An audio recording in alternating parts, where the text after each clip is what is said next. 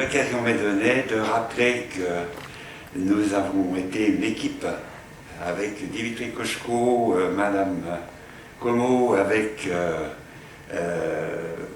la famille Fadef.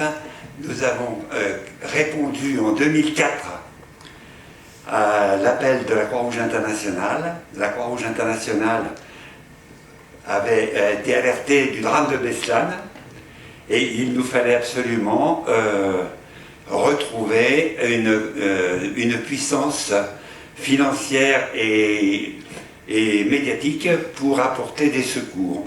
Donc nous nous sommes mobilisés et nous sommes tous des bénévoles. Nous avons passé notre temps et notre argent dans des actions humanitaires qui ont été profitables puisque nous avons réussi à réhabiliter plus de 200 petits Russes de Beslan avec, comme il n'y a pas eu d'assaut, il y a eu des bombes qui ont explosé et nous avons réussi en début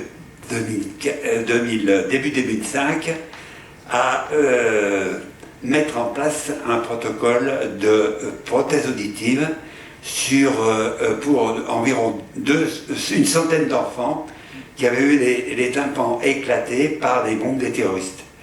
Donc ça a été notre première opération. Ensuite, nous avons réussi à faire venir des enfants en France et c'était le traitement post-traumatique bien connu qui est d'apporter de l'assistance psychologique à des enfants qui ont été traumatisés et ça a été une réussite donc pour près de 200 enfants et nous en sommes très fiers. Je voulais remercier aussi Anne-Laure parce qu'elle a été superbe dans son engagement à nos côtés. Merci. Georgie.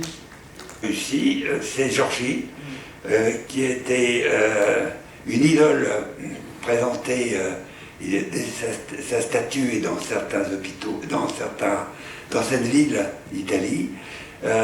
Georgie, c'est une image qui a été connue de tous les médias. Il était à Beslan, il avait un rein arraché, il hurlait. Nous l'avons parrainé avec Victoria Fadef.